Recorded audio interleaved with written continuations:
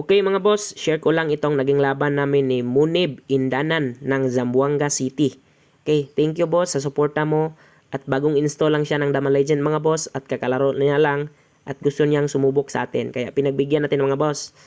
Nag 313 ako, 313 din siya, 73, 73, 214, pinakain mga boss. Kain din ako. Pag 5-1 niya at 313 tapos 10-6. E3. So, ito talaga yung mga laro ko dati mga boss. 2015 hanggang 2020. Yung mga wala pa akong alam na bookline. Kaya ngayon, binabalik ko na lang. Ayan. Ito talaga yung mga laruan ko dati dito sa aming barangay.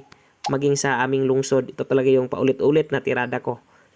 Marami na akong tinatalo dito mga boss. Ito lang yung gamit ko sa actual. Pero mahina lang kasi yung kalaban ko. 10-6, E3, 7-2, 12-8, 3-4. Pag 2-14 niya mga boss, dinalawa ko na. Nagulat ako bakit nagpadalawa siya. So, lugi na siya ng isa mga boss. So, agad nag-resign. Siguro nanibago pa siya mga boss or hindi niya nakita yon. Game 2 mga boss, nag-rematch siya. 115 siya, 313 pa rin ako. Nag 6-1 siya, 7-3. Pag 314 niya, umatras lang ako mga boss. 115 siya, pinakain ko, ganyan. Tapos, kain siya.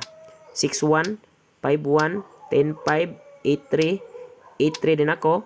Pag 12-8 niya mga boss, 313. At 10-5, 214. Pag 214 niya mga boss, 7-3 lang.